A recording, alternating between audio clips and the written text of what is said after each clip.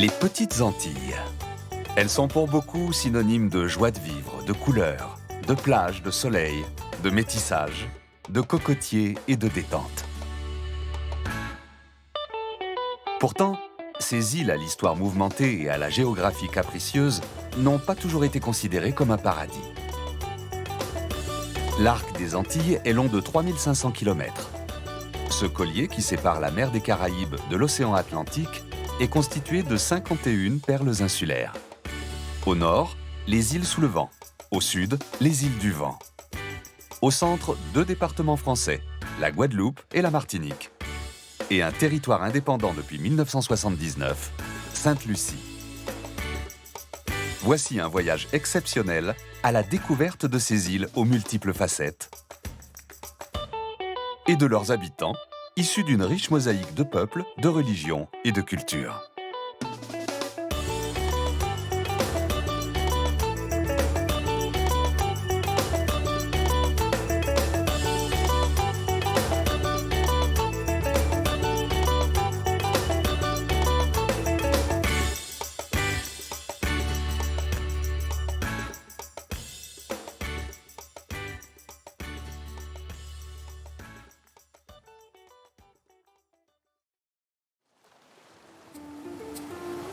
Il existe 1001 raisons de partir à la découverte des petites Antilles. Au premier rang desquelles, le soleil et la plage. La plage des Salines, par exemple, est pour les Martiniquais la plus belle de la Caraïbe. Ses eaux turquoises et son sable blanc attirent les vacanciers du monde entier.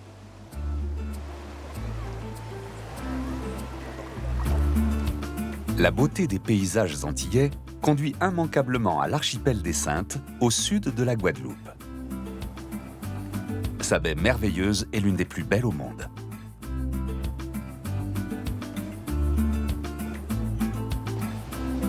Quant à Terre de Haut, c'est sans aucun doute l'île la plus connue des touristes, avec ses ruelles typiques et ses cases colorées. Les géants des mers vont d'île en île et accostent au petit matin, comme ici, au cœur de Castries, la capitale de Sainte-Lucie. Si le secteur des croisières est en pleine expansion, c'est encore plus vrai dans la Caraïbe. Ces paquebots emmènent plus de 300 000 visiteurs chaque année, rien qu'en Guadeloupe, tandis que plus de 700 000 personnes transitent par la gare maritime régionale de Pointe-à-Pitre. Au total, plus d'1 million de passagers accostent ici chaque année. Pour les accueillir, de grands resorts à l'américaine ont été construits sur les collines face à la mer. Sainte-Lucie est une destination très prisée des amoureux. Et c'est sans surprise qu'on la retrouve dans le top 5 des destinations favorites pour les lunes de miel. Les Nord-Américains viennent aussi pour célébrer leur mariage sur la plage. Un cadre tout à fait romantique.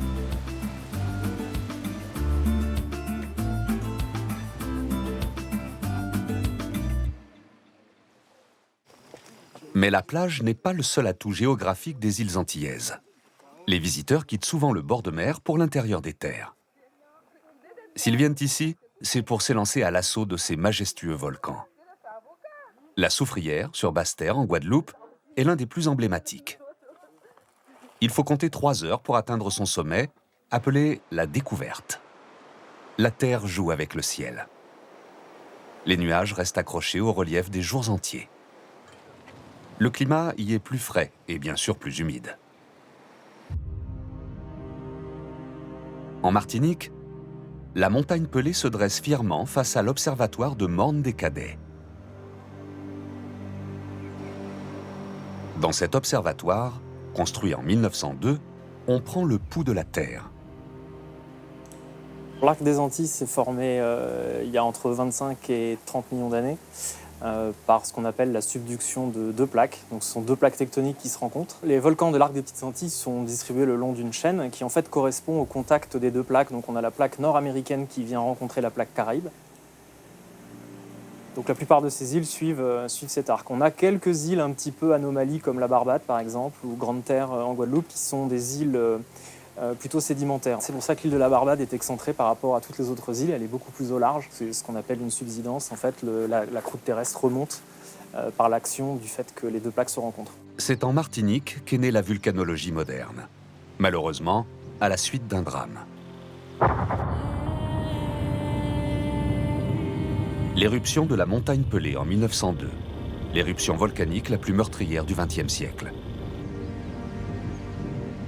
Sa nuée ardente est tristement célèbre pour avoir entièrement détruit Saint-Pierre, la plus grande ville de la Martinique à l'époque, en quelques minutes. Ses 30 000 habitants y ont trouvé la mort. Si la destruction de la ville et de ses alentours était inévitable, la disparition de ses habitants ne l'était pas. Inconscientes du danger et empêtrées dans des considérations politiques, les autorités d'alors n'ont pas réagi à temps. Quelques jours après la catastrophe, 3 survivants ont été retrouvés. Parmi eux, un prisonnier protégé par les murs épais de son cachot, Louis-Auguste Siparis, alors âgé de 27 ans. Gracié, il deviendra une attraction du cirque américain Barnum, l'homme qui a vécu le jour du jugement dernier. Alors l'observatoire, il a été créé en 1903, suite à l'éruption de 1902, par Alfred Lacroix, donc, qui avait été dépêché par le Muséum d'histoire naturelle de Paris pour justement comprendre ce qui s'était passé ici. Donc depuis 1903, en fait, l'observatoire a pour but d'observer la montagne Pelée, entre autres, d'essayer de voir s'il n'y a pas des signes avant-coureurs de réveil, voir si on n'a pas des indices qui nous indiqueraient que du magma est en train de remonter.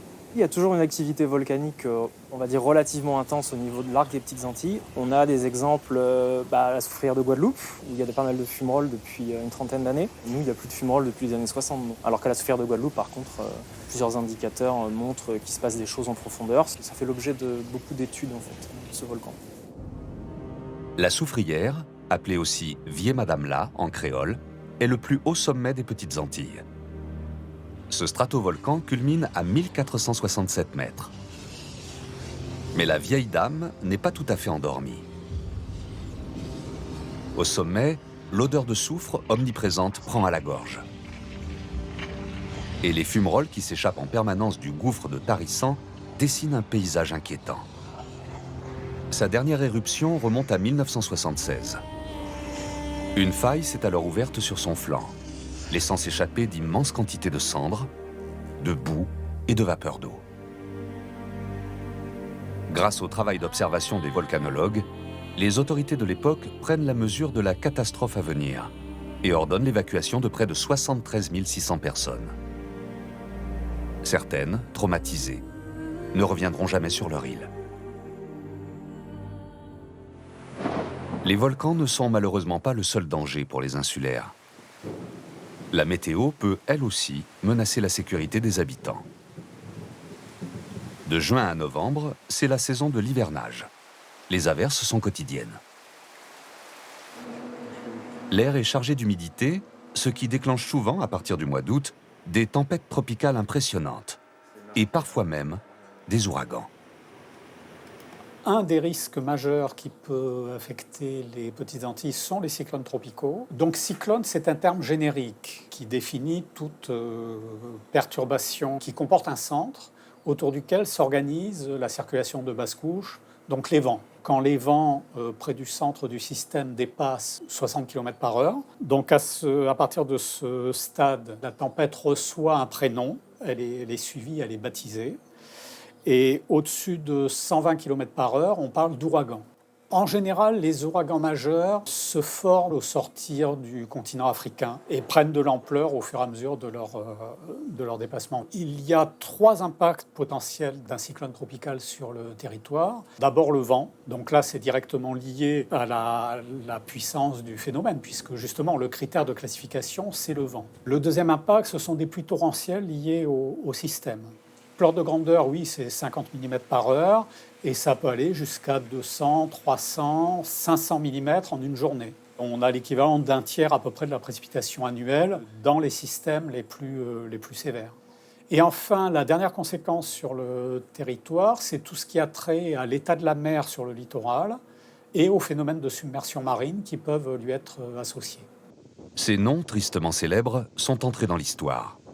Dorothy en 1970, Hugo en 1989, ou encore Irma et Maria en septembre 2017. La Désirade est une petite île montagneuse, sauvage et paisible. Seule sa côte sud est habitée. Un bourg unique, où la vie est rythmée par l'arrivée des bateaux.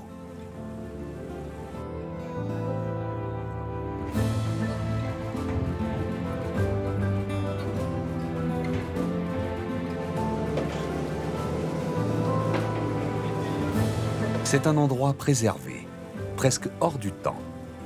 Son extrémité orientale est classée réserve géologique depuis 2011. Elle abrite en effet une grande variété de pierres semi-précieuses et de minéraux vieux de plus de 150 millions d'années. Depuis ces plages, il n'est pas rare d'apercevoir des baleines. Elles fréquentent ces eaux de décembre à mai pour s'y reproduire et donner naissance à leurs petits. 326 individus ont déjà été répertoriés autour de la Guadeloupe. Grâce au balisage, des scientifiques ont pu déterminer que ces baleines à bosse migraient jusque dans les eaux norvégiennes, tandis que d'autres groupes remontent jusqu'au Groenland et au Canada. Des animaux bien plus discrets se prélassent dans les arbres. Les iguanes des Petites Antilles. Une espèce endémique qui existait déjà avant l'apparition des dinosaures. Ces survivants de l'ère mésozoïque ont traversé les siècles et peuplaient déjà l'île depuis longtemps quand les premiers Européens sont arrivés. Une expédition débute le 25 septembre 1493, lorsque Christophe Colomb quitte Cadix pour son deuxième voyage aux Amériques. Après de longues semaines de navigation, il accoste sur cette île, une terre tant espérée par l'équipage qu'il la nomme Désirada.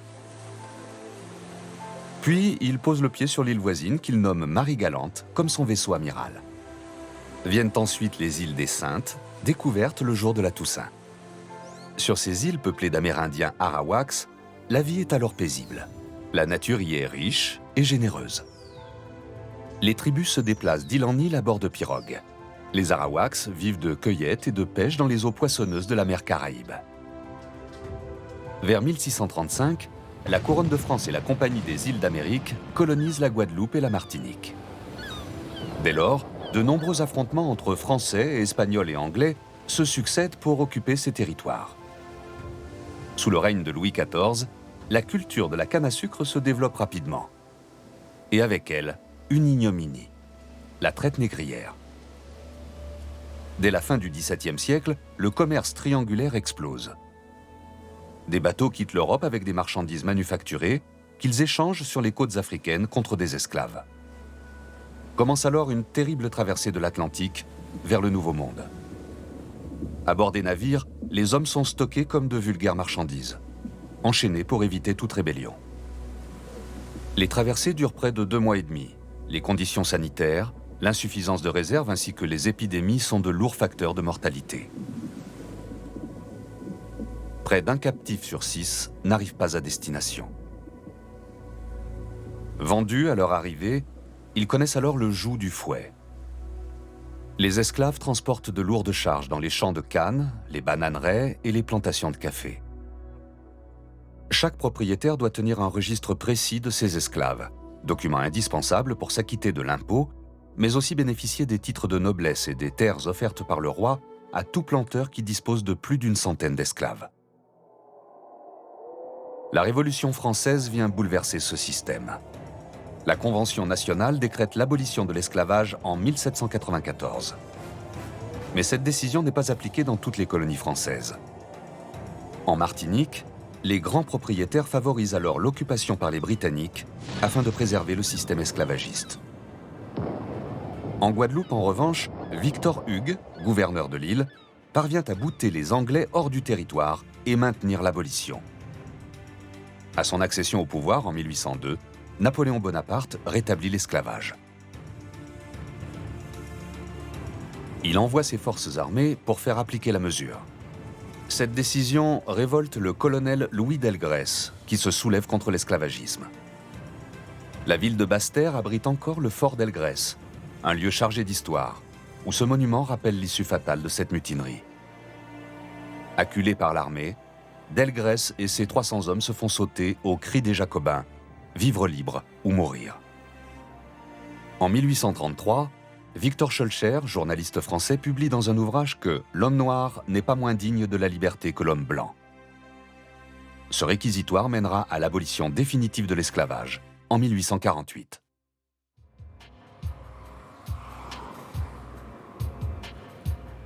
Après l'abolition, la culture sucrière s'industrialise.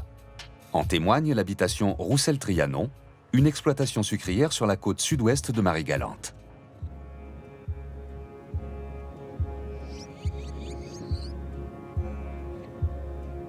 cours de la seconde moitié du XIXe siècle, l'habitation devient une véritable usine ultramoderne, grâce notamment à la machine à vapeur. Ce site, classé désormais monument historique, est devenu un musée.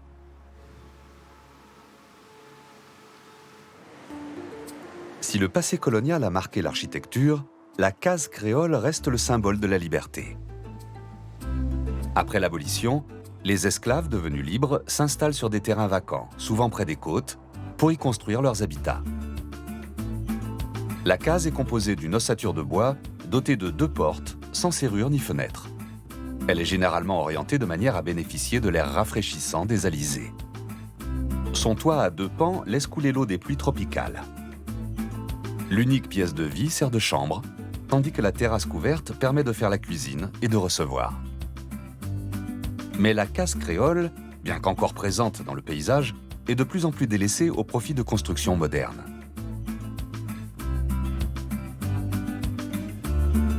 L'architecture coloniale est très présente dans les centres des grandes villes, comme ici à Pointe-à-Pitre.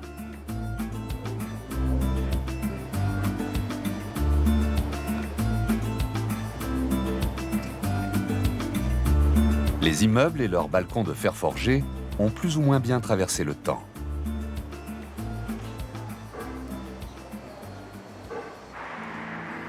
La maison Zévalos est l'une des demeures coloniales les plus connues de Guadeloupe. Elle fut construite à l'atelier Gustave Eiffel, en France, à la fin du XIXe siècle pour un riche planteur de coton qui voulait l'installer en Louisiane. Mais le navire qui la transportait a dû faire escale en Guadeloupe suite à une avarie. Une fois sur l'île, la cargaison fut vendue aux enchères pour payer les réparations. La maison n'atteindra jamais l'Amérique. Une légende raconte que d'horribles crimes s'y seraient produits et qu'elle serait hantée. D'autres cultures ont enrichi l'architecture locale. Les façades colorées des bâtiments créoles sont un héritage des premières populations immigrées. Après l'abolition de l'esclavage, les Antilles font appel à une main-d'œuvre étrangère originaire de tous les continents, parfois les plus lointains.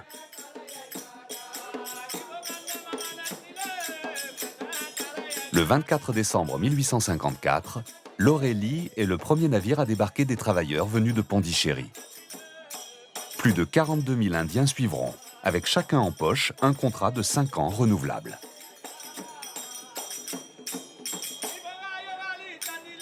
S'ils pensaient économiser leur salaire et rentrer au pays, seuls 22% d'entre eux feront le voyage retour. Les autres formeront les bases solides d'une véritable communauté indienne.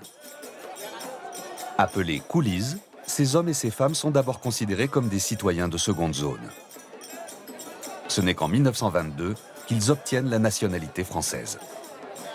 Ils font aujourd'hui partie intégrante de la population antillaise.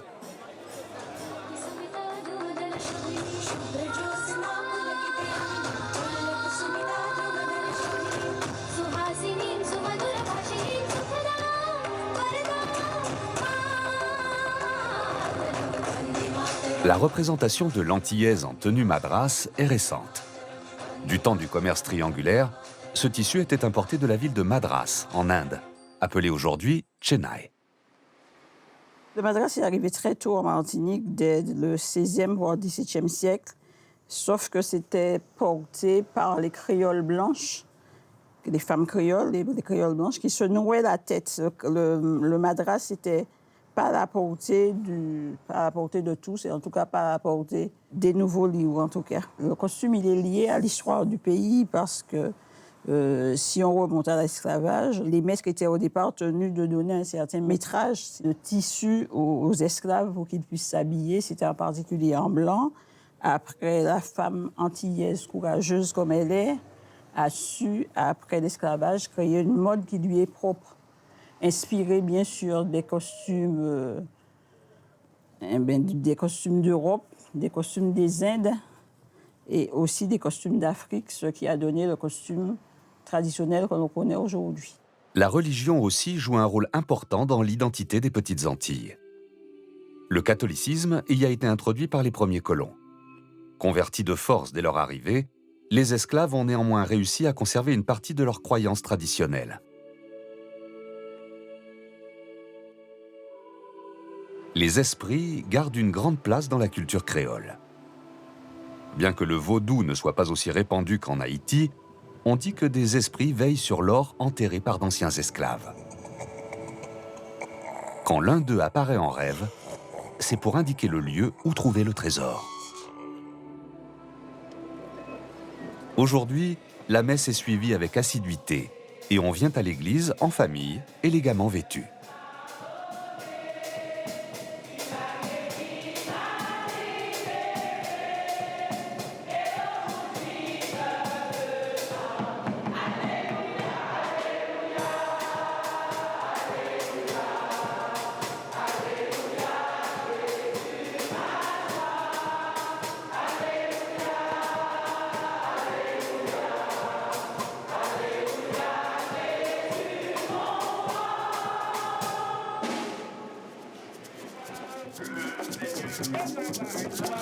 La religion catholique s'est elle aussi métissée. En fin d'année, dans toutes les villes, se déroulent les fameuses soirées Chanter Noël. Dès la mi-novembre, associations, comités et communautés se rassemblent autour des cas, les tambours traditionnels, et des chants chrétiens revus et corrigés à la mode locale. Chaque fin de semaine, jusqu'à Noël, les Antillais célèbrent la naissance du Christ. C'est l'occasion de se retrouver entre amis et en famille.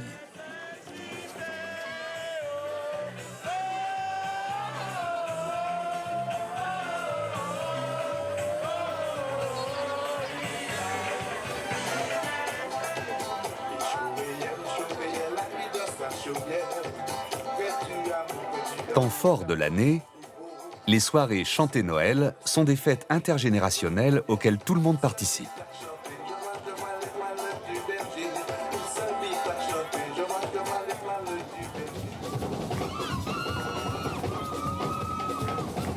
Contrairement aux apparences, le carnaval trouve son origine dans le christianisme.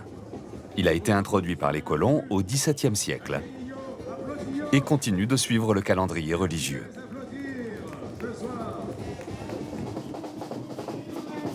Tous les week-ends, c'est le carnaval non-stop. Des fois, c'est un mois, mais encore par rapport au calendrier catholique, ça peut durer 2 mois ou même des fois 3 mois. Parce que si le Mardi Gras tombe au mois de mars, pendant 3 mois, tous les dimanches, tous les samedis, on se retrouve dans les rues. Et c'est vraiment cette célébration, ce carnaval qui est très important pour les Guadeloupéens et aussi pour les Martiniquais et les autres îles de la Caraïbe d'ailleurs.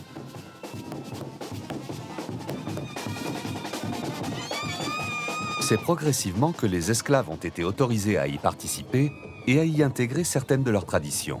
Les esclaves trouvaient dans cette fête une occasion inespérée de se défouler, mais aussi de tourner en dérision leur maître.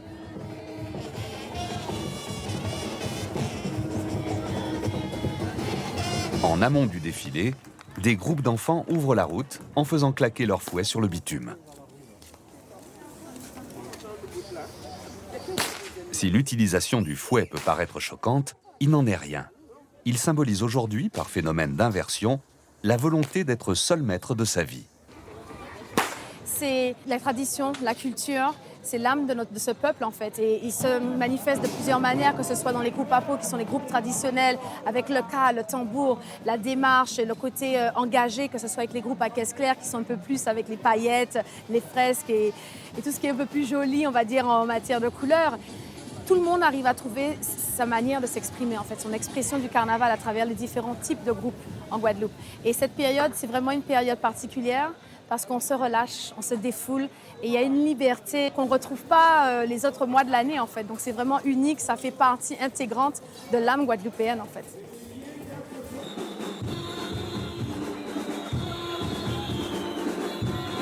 Le carnaval est un espace esthétique autant que satirique.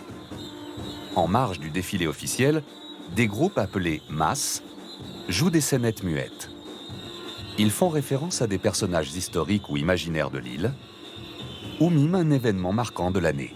Comme on dit ici, c'est carnaval à tout le monde, c'est le moment pour tout le monde. C'est là où on forme qu'un en fait, quel que soit le niveau économique, le niveau social, nous sommes tous un et on fait une boule d'énergie qui est unique. C'est peut-être ça le secret de son succès, ne faire qu'un. Constituer une boule d'énergie positive remplie de solidarité, de bienveillance et de sourire.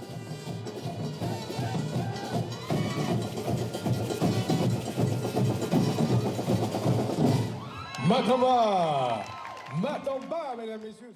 Cette musique traditionnelle guadeloupéenne repose avant tout sur les rythmes des ka. Fabriqués à l'origine avec des tonneaux, ces tambours sont encore confectionnés à la main. Il y a 3 phases dans la fabrication d'un ka. Déjà, la première phase, c'est l'assemblement. Pour faire un ka, il faut une peau, il faut des clés, il faut de la corde, il faut de la ficelle, où il faut déjà fabriquer le tonneau. Et une fois tout est préparé, et on passe à la phase terminale, la phase montage. Goka, c'est tout ça, hein, c'est les chants, c'est la musique, c'est la danse, le regroupement quoi, des gens.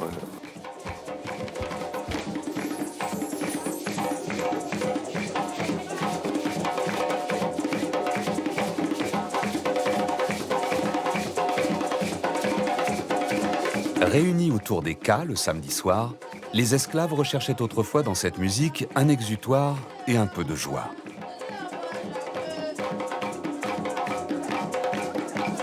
Le 26 novembre 2014, le gwoka est inscrit au patrimoine culturel immatériel de l'humanité de l'UNESCO.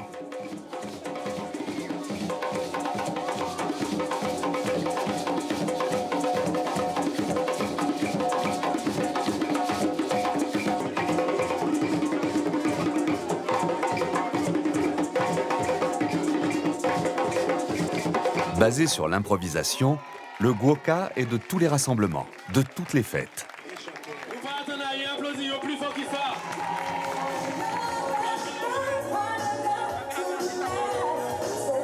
À Sainte-Lucie, l'ambiance est différente. L'influence anglo-saxonne a été plus forte. Et si la musique est également omniprésente, ce sont le reggae et les tubes des années 80 qui règnent dans les street parties le week-end. Touristes et locaux se retrouvent pour danser dans les rues et se restaurer.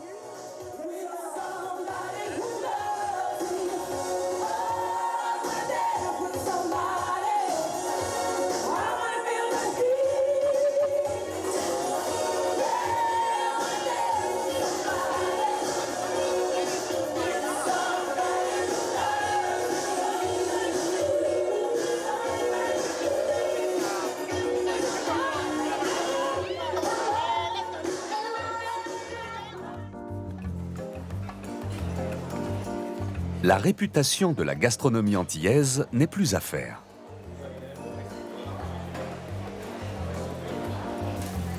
Maquereau, poisson baliste, thon albacore et poisson perroquet s'affichent fièrement sur les cartes des restaurants.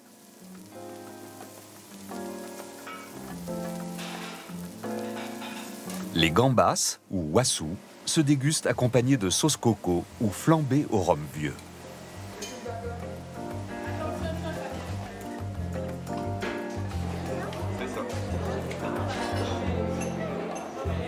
Une des recettes emblématiques des Antilles est le colombo. Légumes, viande et poissons s'accommodent avec un mélange d'épices, arrivé dans les bagages des coulisses. Dans l'impossibilité de trouver sur place les épices exactes qui composent le curry indien, ils ont fait évoluer la recette et créé du même coup un plat qui deviendra connu dans le monde entier. La Caraïbe a un climat propice à la culture des épices. Elles sont indissociables de la cuisine antillaise. On les consomme en grande quantité pour leur saveur, mais aussi pour leurs vertus thérapeutiques. Ainsi, le curcuma favorise la digestion. C'est un brûleur de graisse qui soigne aussi les inflammations articulaires. La cannelle, quant à elle, redonne de l'énergie et combat les maladies tropicales. Ces connaissances empiriques se transmettent de génération en génération.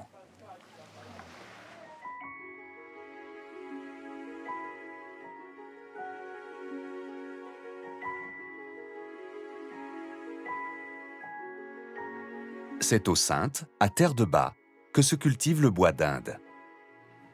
La plante fut baptisée ainsi par Christophe Colomb, qui pensait rapporter ses graines des Indes alors qu'il revenait de la Jamaïque. Donc là, vous avez le bois d'Inde. Alors le bois d'Inde, nous avons plusieurs variétés de bois d'Inde. Alors tout le monde connaît le bois d'Inde giroflé. Ça se met dans tous les plats, ça remplace le laurier. On l'utilise souvent en feuilles, mais ici on l'utilise aussi en graines et en poudre. C'est-à-dire les graines, on fait mixer, on a la poudre. C'est utilisé comme le poivre et la girofle dans l'alimentation. La pépinière qu'on appelle l'orphelinat. Donc, le bois d'Inde ici, on a mis quelques petits plants là. Comme ça demande beaucoup de temps avant que ça pousse, parce qu'un bois d'Inde est adulte seulement à l'âge de 10 ans. Et à 10 ans, il fait à peu près 2 mètres. Ça prend du temps. Alors, les vertus du bois d'Inde, c'est un vasodilatateur antifongique, antiseptique.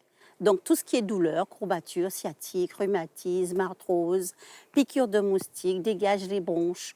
Vous avez une grippe carabinée, vous n'arrêtez pas de tousser, la fièvre et tout. Une rose cayenne, 3 feuilles de bois d'Inde et 3 feuilles de citronnelle. Ça fait du bien. Le marché de Fort-de-France propose toute une palette de produits aux couleurs alléchantes. Les Martiniquais viennent y chercher des plantes, bien connues de tous les Caribéens, pour leur qualité médicinale. Zerbe maltête pour les migraines, citronnelle pour le cholestérol, ou encore aloe vera pour les maladies de peau. Les Antillais consomment également beaucoup de fruits et légumes. Les étals proposent un large choix. Fruits de la passion, oranges, bananes plantain, bananes vertes, avocats, christophine, papaye, mangue, groseille pays ou encore igname. Enlève le plan pour toi là-dedans. Oui, enlève ça, j'ai pas... Tu n'as pas de terre pour planter.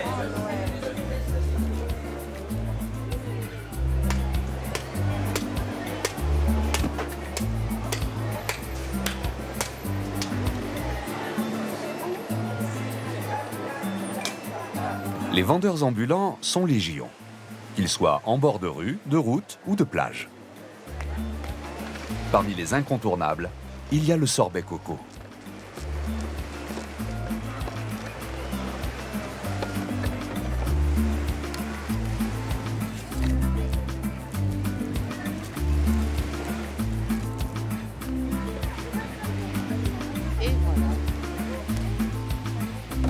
Et pour se désaltérer, rien ne vaut un bon jus artisanal.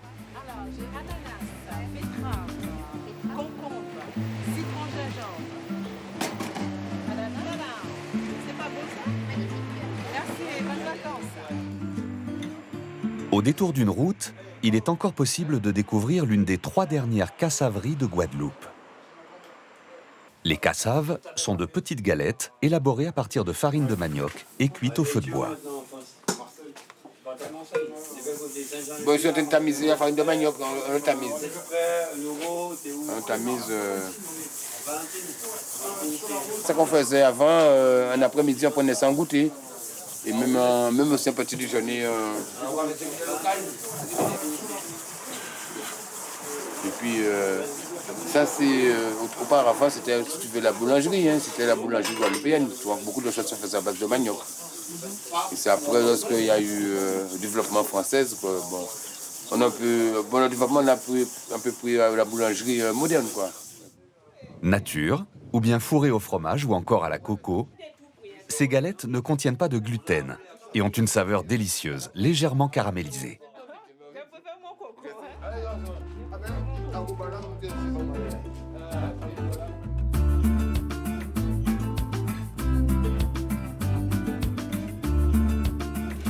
Un peu moins diététique, mais tout aussi bon, les bokites.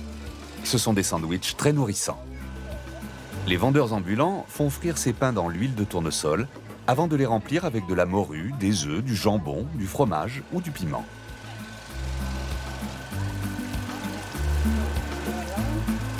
Les agoulous, des pains ronds un peu briochés, font le bonheur de tous. Agoulou signifie vorace en créole martiniquais. Et on comprend pourquoi.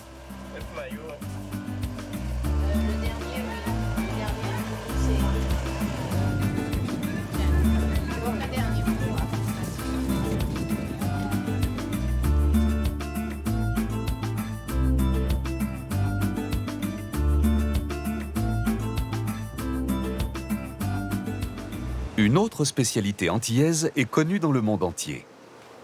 Le rhum.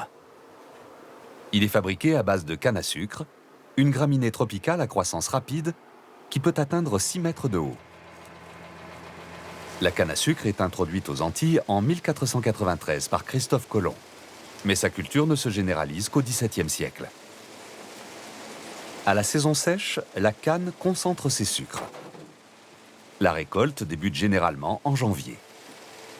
Elle s'est industrialisée et les machines agricoles sont devenues indispensables.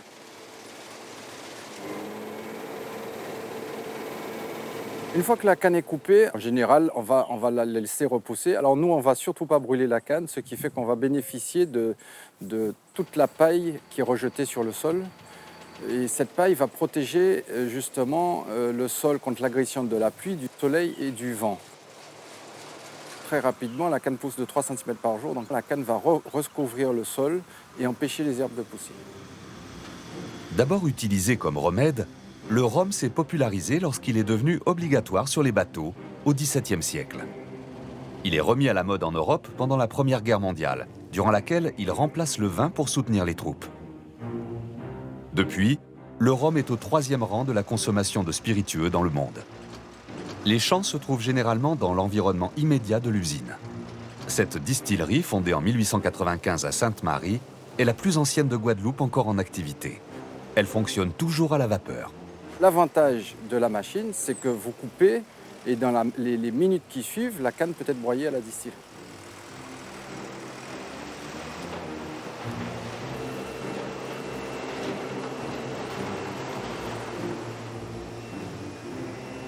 Après avoir été découpée, la canne est broyée afin d'en extraire le jus. Les résidus secs sont recyclés pour alimenter la chaudière. Quant au vezou, le jus de canne, il est mis à fermenter. Le passage en cuve dure de 18 à 48 heures et permet de transformer les sucres en alcool. Vient alors l'étape de la distillation par un procédé vertical. La colonne de distillation a été inventée par le père Labat, un moine dominicain du XVIIIe siècle. Le rhum blanc doit être stocké dans une cuve ou en fût au moins 3 mois avant d'être vendu. Quant au rhum vieux, il faudra patienter plus de 3 ans après la récolte pour pouvoir le savourer. Si la canne est sucrée, tant mieux. Mais très souvent, les meilleurs rhums ne sont pas faits avec la canne la plus riche. Tout simplement, la raison est la suivante, c'est que quand vous avez une canne très riche, vous allez mettre beaucoup d'eau pendant le broyage pour avoir une densité donnée au niveau des cuves. Si la canne n'est pas riche, vous allez mettre très peu d'eau. Ça veut dire qu'à ce moment-là, vous aurez un jus de canne beaucoup plus pur dans vos cuves et vous avez de grandes chances d'avoir un rhum plus parfumé, plus long en bouche. De toute façon, aujourd'hui, il n'y a pas de secret. Si vous voulez vendre ce que vous produisez, vu qu'il y a trop de tout dans le monde qu'on est, il faut avoir une excellente qualité et une excellente présentation. Depuis 1996, le rhum agricole de Martinique a obtenu une AOC Martinique. C'est la première AOC d'outre-mer et la reconnaissance d'un savoir-faire très ancien et d'un produit noble. À déguster toutefois avec modération.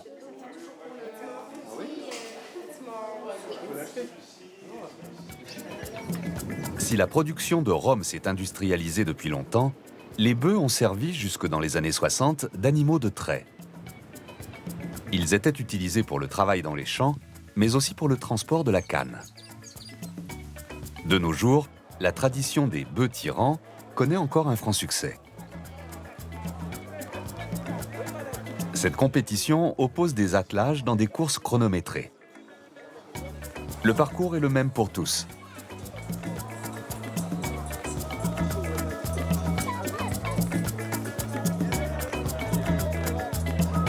On vient des 4 coins de la Guadeloupe pour concourir.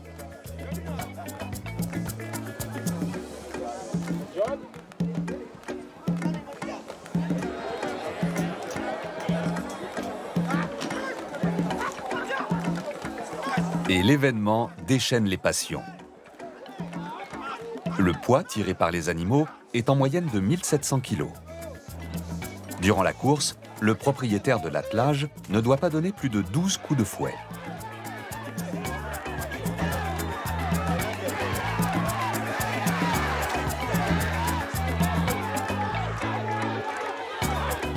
Le public se presse pour encourager les équipes.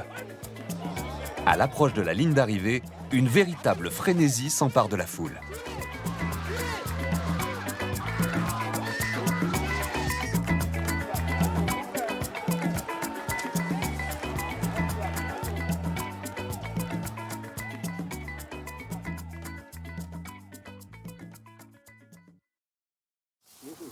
À l'issue de la course, certains bœufs retournent dans les jardins créoles. Apparu après l'abolition de l'esclavage en 1848, le jardin créole fait aujourd'hui partie du patrimoine agricole et culturel des Petites Antilles. Il est principalement destiné à l'autoconsommation de la famille. L'authenticité du jardin créole est à l'opposé des productions intensives. Dans cet agro-écosystème, une grande variété de plantes, alimentaires, médicinales ou encore ornementales se côtoient. Cette nature produit généreusement tout au long de l'année. Comme ça, j'ai faim. Demain matin, je viens, je prends, je fais un repas. Ça, au lieu d'aller acheter McDonald's, vous voyez, tout ça, mais ça descend toujours. Hein. C'est toujours ça, on fait la farine, on fait des galettes avec. Et aussi, on peut la manger en faisant cuire comme la pomme de terre, comme l'igname. Tout ça, c'était nettoyé propre. Hein. Mais avec la pluie, ça recommence. Un mari galantais ne peut pas mourir aussi. D'ailleurs, il faut que les Guadeloupéens comprennent que demain, c'est le bateau qui amène la marchandise à manger. Mais si jamais il y a un intempérie, le bateau n'arrive pas. Ah ben on meurt de faim, mais moi je ne vais pas mourir de faim. Des études démontrent que l'association de différentes plantes permet d'augmenter le rendement des récoltes des fruits et légumes, et également de mieux les protéger contre les insectes et parasites. Le jardin créole demande également peu d'entretien. Par exemple, pour planter un nouveau plant de canne à sucre, il suffit simplement de couper un morceau de tige et de la mettre en terre. La terre antillaise offre un trésor inestimable que ses habitants tiennent à préserver.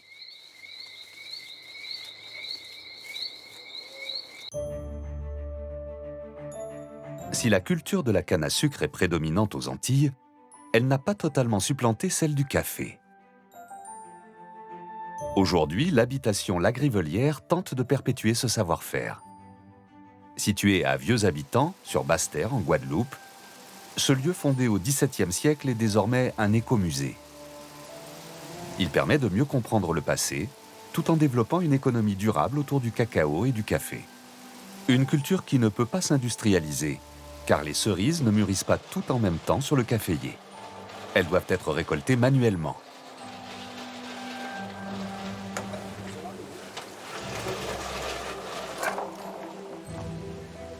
Ici, avant de boire un café, il y a un certain nombre d'étapes à respecter. Une fois cueillies, les cerises sont triées à la main, puis déshabillées.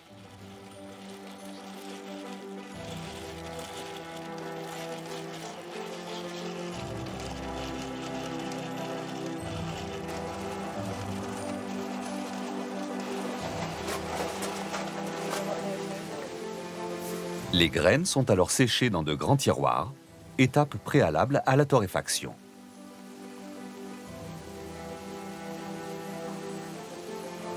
Sous l'effet de la chaleur, le café prend alors sa couleur définitive et exhale ses arômes, le grain vert n'ayant pas de saveur.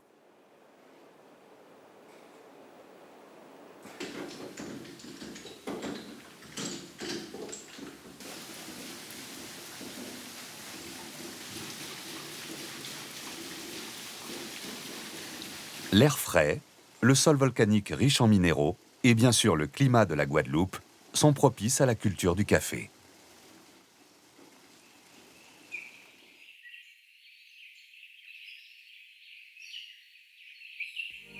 Retour à Pointe-à-Pitre, au centre du papillon que forment Basse-Terre et Grande-Terre.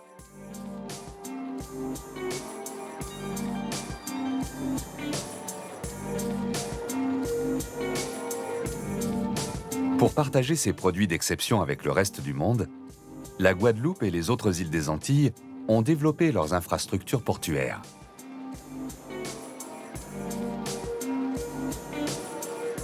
Au port de Jarry, de gros investissements ont permis de réaliser d'importants travaux pour accueillir des navires de plus en plus imposants. C'est la 3e zone d'activité de France. Plus de 90% des marchandises importées aux Antilles transitent par le port de Jarry. Matières premières, nourriture, véhicules ou encore produits manufacturés.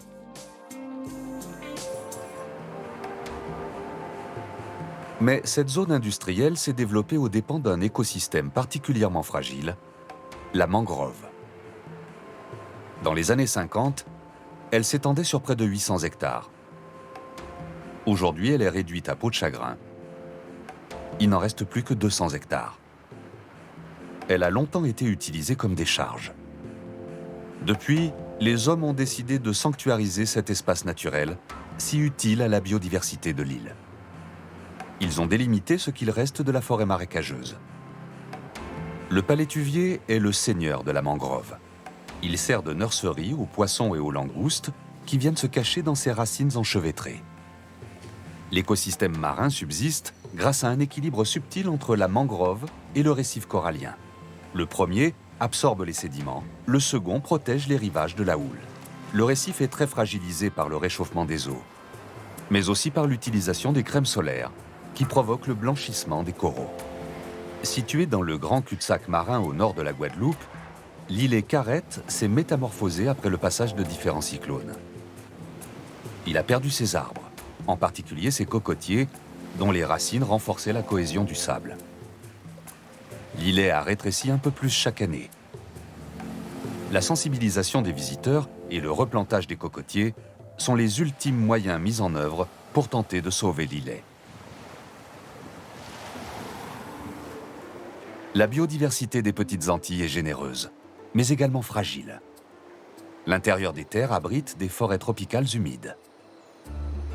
Cet écosystème est impressionnant. Pas un seul centimètre carré n'est abandonné par les végétaux. Du plus petit lichen aux arbres majestueux, ils s'imbriquent, se superposent, cohabitent en étroite collaboration. Les plantes poussent à l'horizontale, à la verticale. De quoi donner le vertige. Au-delà de 1000 mètres, les vents violents, l'humidité et le manque de luminosité empêchent le développement d'une végétation abondante. Malgré cela, différentes espèces de fougères et autres graminées jouent une symphonie de couleurs.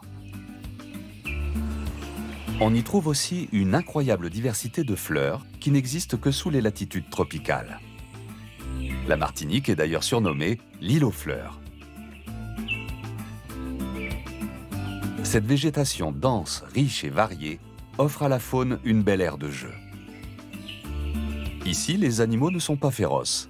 Il n'y a pas de grands mammifères. Et le plus dangereux de tous est sans conteste le moustique. L'écosystème des Antilles attire toujours les biologistes du monde entier.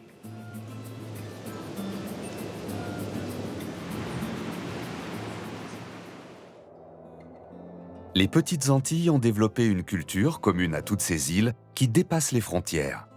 Territoire français, européen et américain à la fois. Riche de multiples influences, africaines, indiennes ou encore anglo-saxonnes. Les îles de la Caraïbe sont aujourd'hui un concentré du monde. Grâce à leur histoire et à une terre unique, les Antillais ont su cultiver un art de vivre intimement lié à la nature et un métissage qui nous rend plus ouverts au monde de demain.